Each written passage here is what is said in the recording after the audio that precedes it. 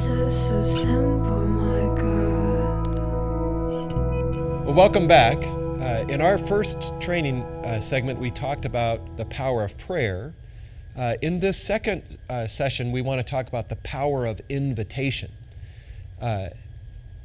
We set up that spiritual foundation and particularly really praying and interceding for the event at our parish. But a big part of what we're doing as a team is inviting other people to become a part of this and to have this experience. There really is a power in invitation. There was a study that was done a number of years ago by the Institute for Church Growth. They were looking at a lot of Protestant evangelical churches, not just Catholic. So some of the language of these statistics don't completely map up with our Catholic setting. But you'll understand. I think they're true kind of across the board in all denominations. But the driving question is, what was responsible for you coming to church? And look at these statistics. It's really staggering.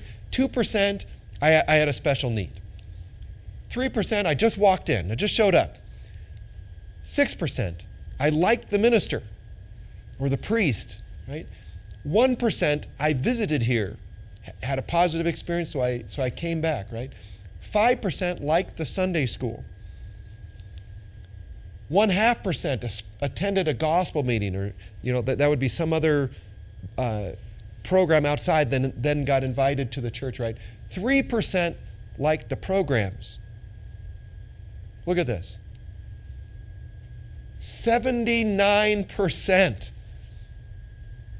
attribute an invitation from a friend or a family member. They invited them to come to church, and they actually say, that's what's responsible for me coming.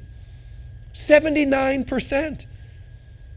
Like sometimes I don't think we realize like how powerful an invitation can be. Here's what's really fascinating. The average person has 200 people in their network of relationships. Now, there's different, network marketing companies and things out there in our modern culture that have capitalized on this reality, right? But the average person, between your immediate family and your neighbors, your coworkers, your friends, the other parents on your kids' soccer team or their basketball team or their baseball team or their concert choir, the people that you rub shoulders with on a regular basis every week going through the coffee shop or the grocery store, right? Like the average person has 200 people in a network of relationships that they literally encounter on a weekly basis. I mean, could you imagine just taking some of those relationships and beginning to be intentional with invitation? I think most of us probably go through our week-to-week life oblivious. Like we aren't even aware of the people that are in that network. Obviously, we know our immediate family, we know our neighbors, but sometimes I think it's good to actually have some real thought and intentionality about who's all in my network. So this is a little bit of the task for this week. I want you to start mapping out your network.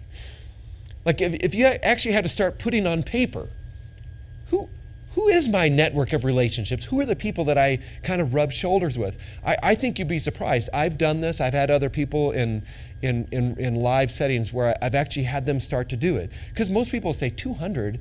I don't have 200 people. But when they actually start writing out the list of all of the different connections that they have through their neighborhood and through school and through church and through work, it starts to add up really fast. One of the things that we'll talk about in future sessions is ticket sales. We got to go out. We got to start selling tickets. We're going to try and fill up the parish for the Real Life Catholic event. Part of those invitations, I think, is actually going to happen through this very natural, organic network of relationships. So over the next week or so, what I want you to start doing is Start writing out the names. Who are the people that are in your life every week that maybe you don't even notice? Start paying attention over the next week. Who do you run into in the coffee shop? Who do you run into at the grocery store? Who are the other parents on your kids' teams or extracurricular activities? What other people do you interact with through your kids' school or at church? Like, just start thinking about these natural, again, very, very organic types of connections. That's a network of relationships, right? And we want the invitation to be something that's very, very natural, very normal, right? It's not a huge stretch. So in that network, you're going to have people that are more on the extremities, but you're going to have people that are more on kind of the inner side of that, and they're stronger connections. So invitation, there's a great power in invitation. As we continue to go through the training, I'm going to share some stories with you about how the power of a simple invitation led to dramatic conversion and an encounter for people. So this week, pay attention. Who are the people that are already in your network? And begin to write that network down, kind of capture your network of relationships.